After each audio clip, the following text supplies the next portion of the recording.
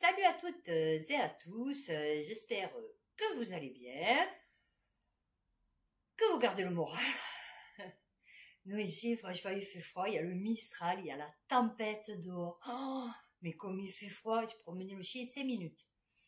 Alors, aujourd'hui, nous allons faire économie. Et donc, du coup, ça tombe bien. Parce que figurez-vous que c'est tout de fou. Je vais raconter ma vie, parce que vous savez qu'avant mes vidéos, je raconte toujours ma vie.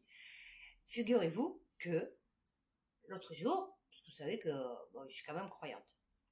L'autre jour, donc je parle à mon bon Dieu, puisque c'est le mien, puisque je dis je crois en rien ni personne, mais du coup, on va dire personnellement, je pense que j'ai quelqu'un qui veille sur moi, quelque chose, enfin bon.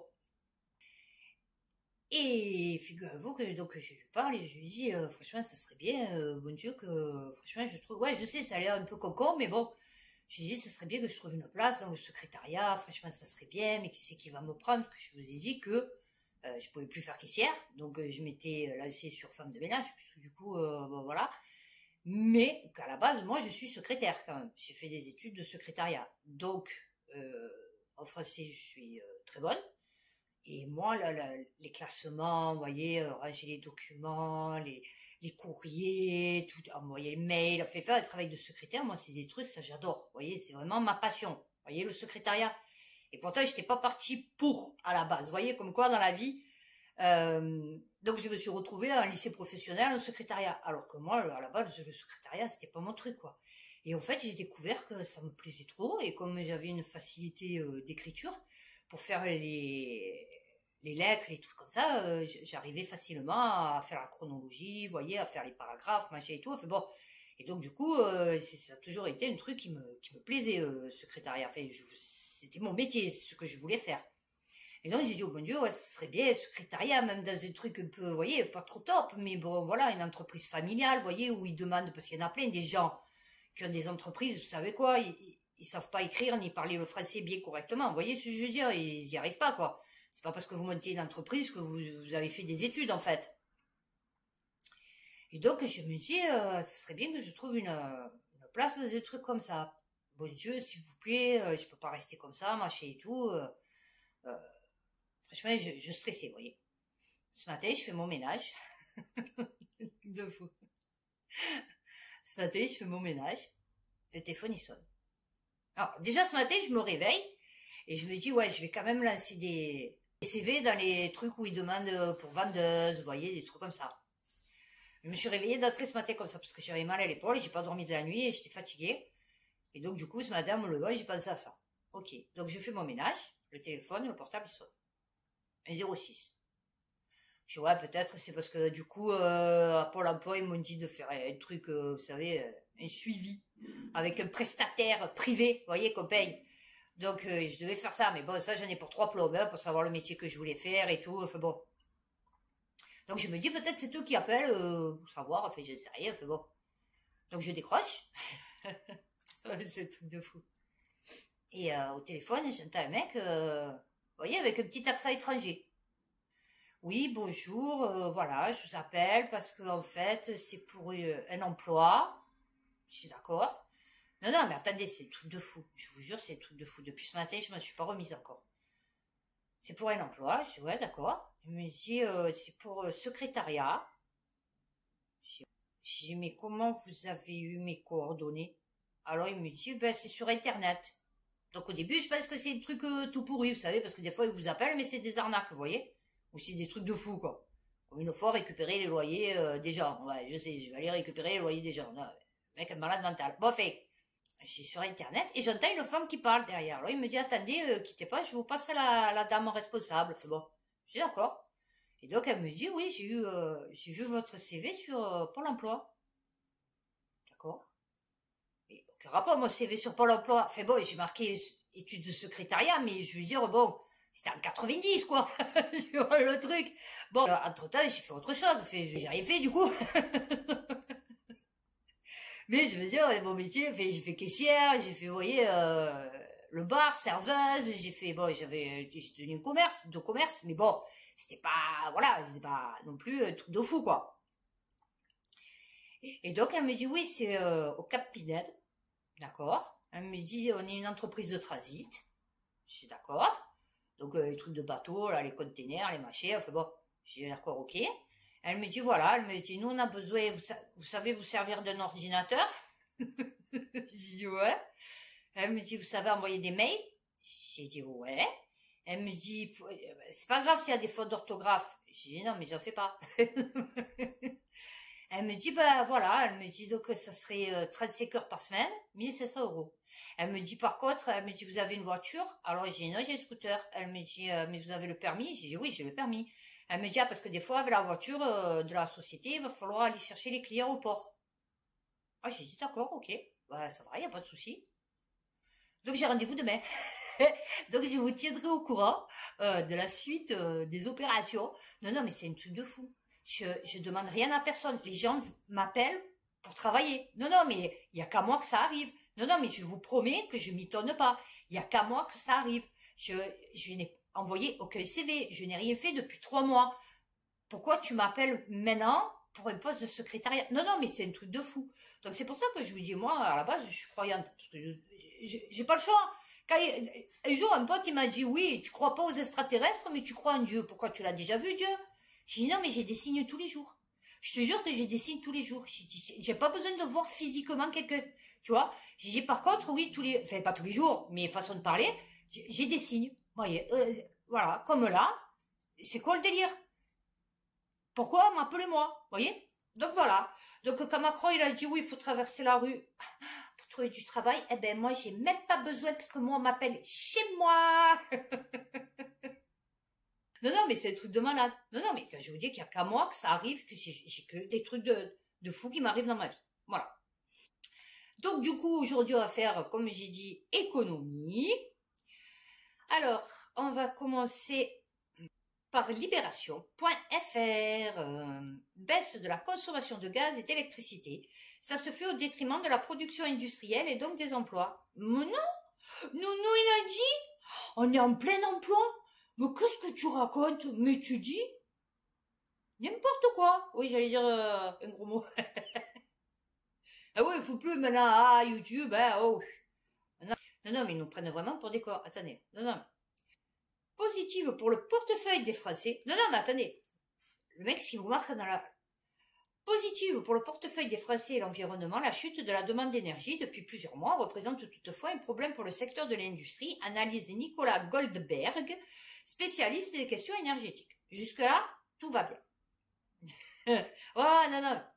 Le premier col hors catégorie de la crise énergétique a été franchi par la France sans trop d'encombre. Jusque-là, ok. Les vacances de Noël étant une période moins énergivore que le reste de l'année. Les guirlandes consomment moins qu'une usine ou des bureaux fermés. Le prochain pic n'interviendra qu'en début d'année prochaine. J'ai pas compris. J'ai pas compris le rapport avec les guirlandes qui consomment moins qu'une usine ou des bureaux fermés. Ah, parce que tout le monde, quand c'est Noël, part en vacances. C'est ça, il y a plus d'économie, il y a plus rien qui tourne. C'est ça, non, je sais pas, parce que du coup, les guirlandes consomment moins. Donc ça veut dire qu'il y a eu de moins de consommation parce qu'il y a eu beaucoup de guirlandes, d'accord? Non, non, non, mais qu'une usine, bon, ça dépend laquelle après, mais je sais pas, une grosse usine, je suppose, ou des bureaux fermés.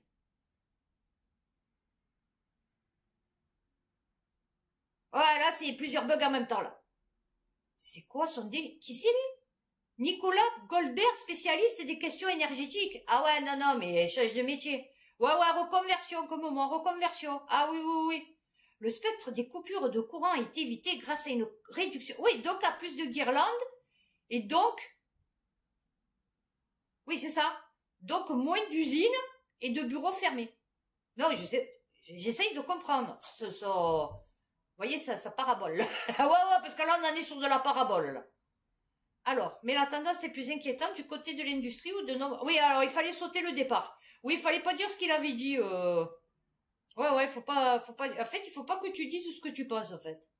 Alors, ce qui est neuf pour la consommation de gaz, en revanche, concerne la demande dans les secteurs résidentiels et tertiaires portés par le chauffage. Alors, on voit désormais une baisse se prononcer. Ben oui, bien sûr, on fait attention, c'est qu'on va se prendre un coup de hache.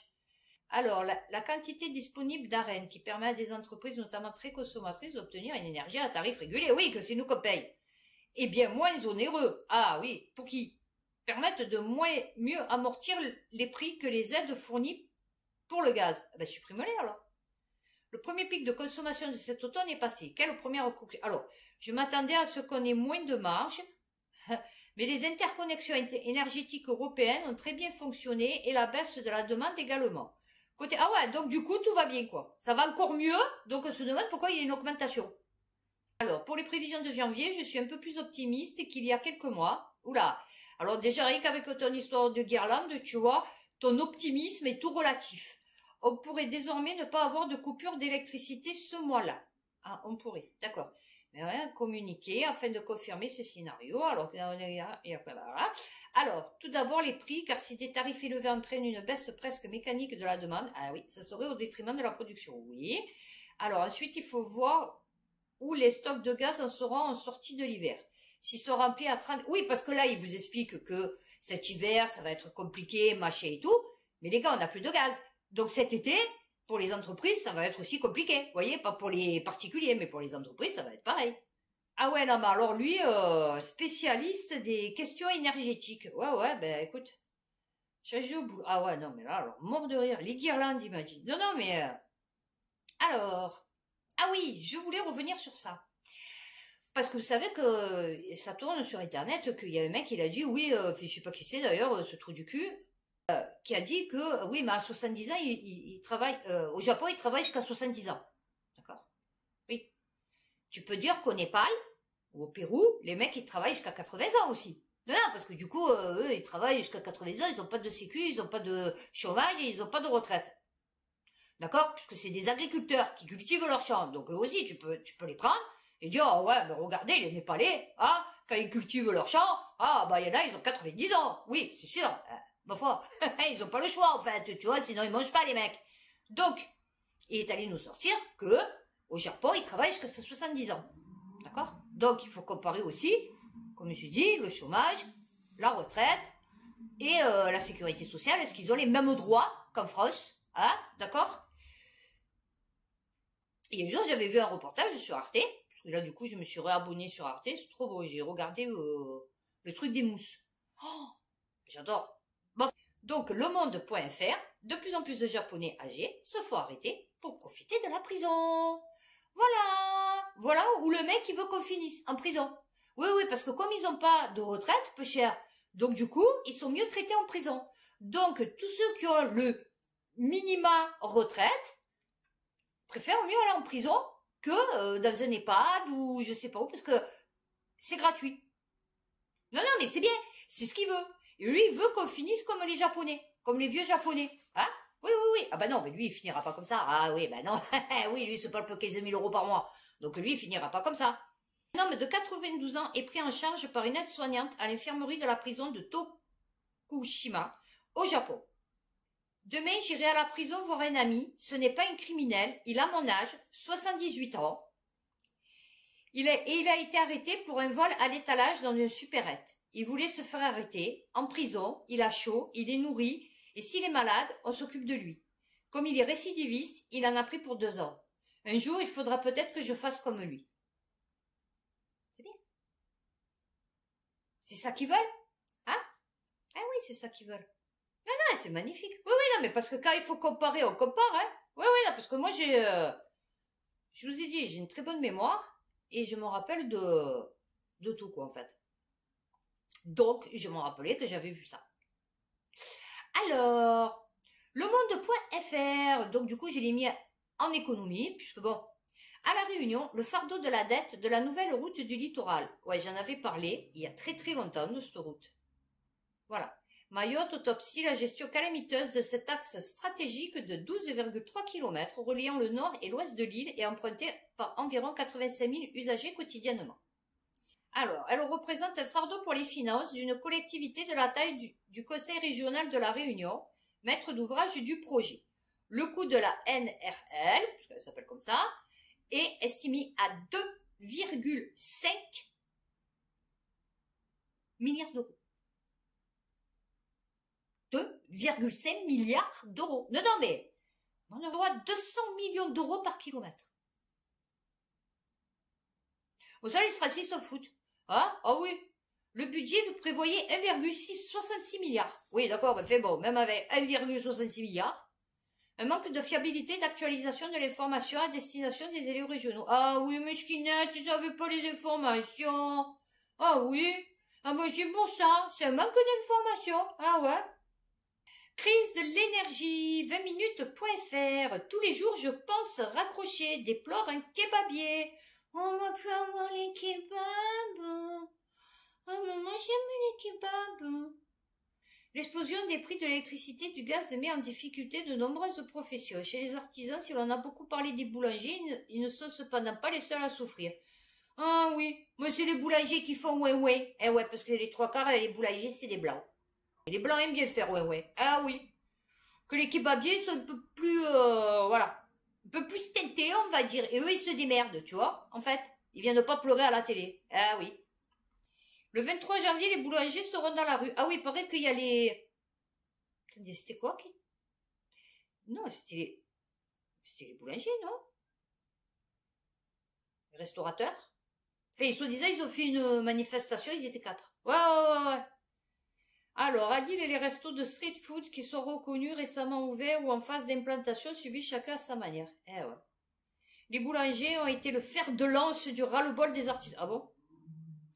Qui subissent, à part les voir faire un oui et leur passer une Kleenex. Alors, l'explosion des prix de l'énergie. Eh ouais. Les bouchers, les kebabiers. Ben ouais, mes chéris. En fait, tous ceux qui se servent de l'énergie, en fait. Tu vois? À plus ou moins grande échelle. Oui. C'était déjà 60 000 euros de plus hors prévision. Ah ouais! Après les travaux et la mise aux normes. Eh ouais, parce qu'en plus, il faut que tu fasses des mises aux normes. Eh oui, parce qu'il y a tellement de normes. ouais.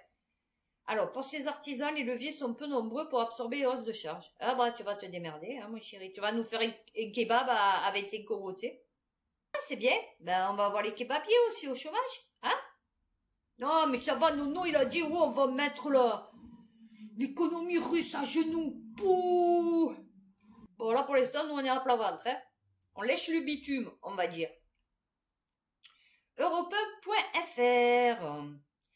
Ça me fait mal. Les sachets roses de levure Alsa quittent la France, aux grandes dames des salariés. Oh, encore un plein emploi. Ah ouais, parce que Nounou, il a dit plein emploi. Il n'y a que des pleins emplois en ce moment. C'est la fin des petits sachets roses Alpha, Alpha, moi. Fabriqués en Meurthe et Moselle. Docteur Oetker, le propriétaire d'Alsa, a vendu l'usine à Ludre à l'entreprise italienne Newlat le 1er janvier dernier. Un déchirement pour les salariés, même si certains sont rassurés de savoir que de gros investissements sont à venir. Oui, futur, non réalisé. Oui, non, parce que je vous explique. Vous verrez que dans quelques années, ils vont faire des grèves parce qu'ils vont dire oui, ils vont faire un plan social, ils vont dire oui, ils devaient investir, machin et tout, tu vas voir. Parce que ça fait 40 ans que c'est comme ça, hein, donc... Ça m'a dégoûté d'avoir dû partir. C'est la fin de 125 ans d'histoire. Ah, mais c'est bien. Alors, l'Italien Newlat devrait investir entre 20 et 25 millions d'euros. 10 personnes viennent d'être embauchées et personne ne sera licencié. Ouais, mais tu vas voir. L'objectif du nouveau repreneur est désormais de produire de la levure sous la marque Minuto. Sa première implantation en France est de concurrencer Alsa dans 2 ou 3 ans. D'accord. Mais il n'y a personne qui va l'acheter, ton Minuto. Moi, je vais acheter Alsa. Hein. Ouais, même que c'est plus français. Moi, quand je cherche, c'est bon, où je prends, vous voyez, le truc au champ, machin, vous voyez, ou alors je prends Alsa, ma foi, attends. Je vais pas prendre Minuto. C'est quoi ce Minuto? Je connais pas mon Minuto. Enfin, ben là, je connais, mais du coup, ouais, je vais pas le prendre. Enfin, je m'en fous, en fait. S'il y a des Alsa, je vais prendre Alsa. Non, mais, et quand te concurrencer Alsa, eh ben, attends, alors, je sais pas ce qu'elle va être, sa levure. Ouais, supersonique, je ne sais rien, parce que du coup, comment tu veux concurrencer de la levure, en fait? Enfin, de la levure par de la levure. France-TV-info.fr. Tout est plus cher. Les annulations de concerts et tournées se multiplient face à la hausse des coûts. Ouais, mais pas en France. Ah, bah voilà, en Europe. Ah, bah c'est pas chez nous, hein? Ah, bah non, parce que nous, on est en plein emploi. Ah oui. Primus à l'Olympia, Echo and the Bunnymen au Trianon, ou les très réputés Animal Collective, pour n'en citer que quelques-uns. Tous ont annulé leur tournée européenne. Ah ouais? Non, mais ça va. Oh, putain, ils ont fait le truc, il fait 800 kilomètres. On n'annule pas de date, mais concrètement, derrière, est-ce que je vais pouvoir faire un autre album, une autre tournée? On arrive à un point où la réponse est bof. Ah ouais, ils ont cassé le moral à tout le monde, même aux chanteurs. Les cachets dans le viseur. Alors, les annulations concernent principalement les artistes américains, mais on voit que les Anglais et les Scandinaves se posent de... Oula, il va nous rester plus que les artistes européens? Ah ouais. Après, italien, ça va. Moi, j'écoutais Eros Ramazzotti. Adesso tu. Et una storia importante. Oh là, comme il était beau. Et mais c'est tout, hein. Je vais pas écouter de l'ukrainien, du biélorusse, tu vois. Bon, de l'espagnol, pourquoi pas, tu vois. Gypsy King, Joby, Jobba. Mais bon, sinon, franchement, on a moins d'argent d'aide. Ah, eh ouais. On commence même à me demander si je pourrais jouer toute seule. C'est qui, alors? Jenny Nourri. Sin et Charlie du groupe Shame. Shame. Honnêtement, tout est 10 fois plus dur. Elle m'a gonflé ma chienne. Elle est en train d'essayer de se faire un trou dans son pouf. Non, mais mort de rire.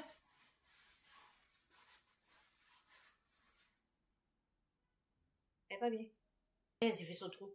Non, mais mort de rire. Depuis tout à l'heure, elle m'a gonflé. Alors, honnêtement, tout est 10 fois plus dur, 10 fois plus difficile. Ben ouais, c'est pareil, hein, dur et difficile. Beaucoup plus cher. Oui, voilà, dis ça. Avant, on montait juste dans un van et on partait pour la France. C'était aussi simple que ça. Ah, mais non, mais maintenant, tu es dans l'Europe, chérie. Moi, tout est simplifié dans l'Europe. C'est encore plus simple. Maintenant, tu peux plus y aller, tu vois. Tes habitudes nées de la pandémie. Ah oui. Ah oui, dû aux restrictions du Covid. Ah bah oui, ils sont allés sur autre chose, hein. Maintenant, ils te font des concerts sur Internet. Ils en ont plus rien à foutre de tes salles. Vu la qualité du son, de toute façon, je vais te dire... tu allais voir les Stones, ouais, c'est sûr, tu vas aller voir un concert, tu vois, Genesis, tu vois. Mais ça veut dire que je devais aller voir Genesis à concert, mon père m'a puni, je peux plus y aller. Et j'avais pété sa voiture, vous vous rappelez? Je vous expliquais déjà. Et, oh putain, arrête ça, non? Ouais, je l'ai pris esprit. Vous savez que j'ai fait une vidéo sur Manigold, il faut regarder. Dans mon... J'ai fait une vidéo que normalement j'ai repostée sur cette chaîne, que j'ai réussi à retrouver, qui parle de Manigold. Et je vous fais son curriculum vitae, le mec. Donc en fait, c'est pas un restaurateur, hein, le mec, Manigold. Non, mais je vous explique. En fait, il a travaillé pour Audi, il était vendeur de voitures, d'accord? Et après, il a acheté des restaurants. C'est un homme d'affaires.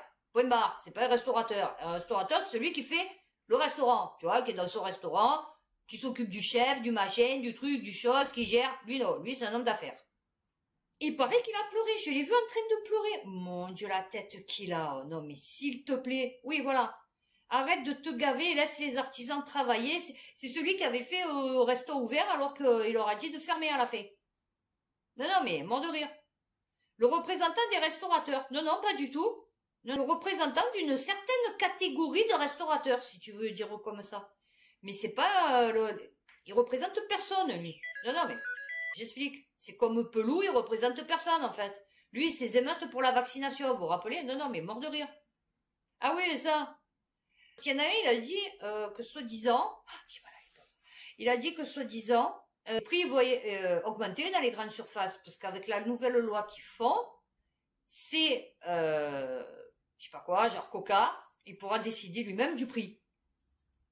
Il a pondu le truc, vous voyez quand je vous dis, il a pondu le truc, il a vu que non, oula, ça faisait trop de... Vous voyez, les gens ils se sont trop rebellés, alors il a dit non, je vais changer. Voilà. La dépêche.fr, grande distribution. Mettez votre famille à l'abri, un député LRM menacé à cause d'une loi qui favorise les producteurs. Alors, le député Renaissance, Frédéric de Crozaille, ça c'est la dépêche.fr, hein, a indiqué avoir reçu plusieurs menaces, ok. Élu du Val d'Oise est le rapporteur d'une proposition de loi examinée dès ce lundi visant à donner un poids plus important aux industriels de l'agroalimentaire au cours de négociations avec les enseignes de la grande distribution. Voilà, c'est ça. Parce qu'en fait, c'est par rapport à cette loi qu'il y a tout qui part en brioche. Selon le texte adopté en commission le 11 janvier, lors des négociations entre les fournisseurs et les grandes enseignes comme Leclerc ou Carrefour, en cas d'échec lors des transactions, le prix demandé par les fournisseurs sera celui sélectionné. C'est-à-dire, imaginons, Coca-Cola, il dit oui, moi c'est 10 euros le litre de Coca. Donc Carrefour Leclerc, il dit non, moi je suis pas d'accord, moi c'est pas 10 euros. Enfin bon, ben, si la négociation elle échoue, enfin, je suppose, hein, ça se passer comme ça, ben c'est Coca qui l'emporte. C'est Coca qui dit oui, ben c'est bon, 10 euros. Et tu fermes ta gueule en fait. Oui, oui, non, non, mais... Et donc il disait que ça va augmenter des prix parce que bon, du coup, selon les négociations, enfin, je veux dire, selon comment ça se termine, c'est le producteur, enfin l'industriel, qui gagnera. Même que Carrefour et tout, ils se gavent sur notre compte, mais bon. Jusqu'ici, le prix de vente en cas d'échec était celui de l'année précédente. Autrement dit, désormais, les fournisseurs auront plus de pouvoir sur les prix qui pourraient grimper plus facilement. Une loi qui va dramatiquement et durablement alimenter l'inflation. Cette proposition de loi est vivement contestée par ces distributeurs qui ont émis un communiqué commun dimanche 15 janvier. Celui-ci dénonce une loi qui vise à empêcher la négociation commerciale au profit des grands industriels et va dramatiquement et durablement alimenter l'inflation. La négociation joue à l'avantage de l'acheteur, reconnaît Frédéric Descrozailles, alors que cette loi, les distributeurs perdent cet avantage-là dans la négociation, quelque chose qui était normalement clair selon lui. Je pense qu'ils ont fait semblant de ne pas comprendre. Qu'est-ce que je vous dis? Ils lancent le truc, après ils voient si ça passe, et si ça passe pas, oh moi, ah ouais non mais... Ils trouvent que c'est lamentable, c'est même inacceptable qu'ils y aient donné tellement d'importance et qu'ils aient hystérisé ce débat à ce point-là, a également affirmé le député du Val d'Oise. Ça, c'est celui qui a reçu les menaces de mort. Je reçois des menaces, ce n'est pas sérieux. Ah oui? Ah ben non, ben oui. Oui, oui. C'est sérieux. Non, non, c'est sérieux. Tu es en train de faire de la merde encore. A-t-il revendiqué notamment des messages orduriers comme nous les avions reçus au moment du pass vaccinal? Oui, alors ça veut dire que c'est les antivax, donc des terroristes. Oui, oui, oui, non, non, mais... Hier soir, j'ai reçu une menace, mettez votre famille à l'abri. L'élu a donc indiqué qu'il proposerait un amendement pour équilibrer les rapports de force. Alors après, on vous dit, non, non, il faut pas être violent. On est ok. Mais comme quoi? Si la négociation échoue et si la médiation échoue, les deux parties ne sont plus liées par aucune obligation, assure-t-il. Les entreprises devront donc reprendre une phase de négociation pour que l'achat soit conclu. C'est pour ça que quand on vous dit, ouais, non, mais on va le faire avec des ballons, des trompettes, des machins. Ah ouais, non, non, mais... Voilà. Oh, ben, on va finir là-dessus, hein, puisque du coup... Comme quoi, hein, des fois, le crime paie, hein, n'est-ce pas? Donc, eh ben, écoutez, j'espère que cette vidéo vous a plu. N'hésitez pas à liker et à vous abonner. D'ici là, prenez soin de vous, faites attention à vous et à bientôt pour une prochaine vidéo.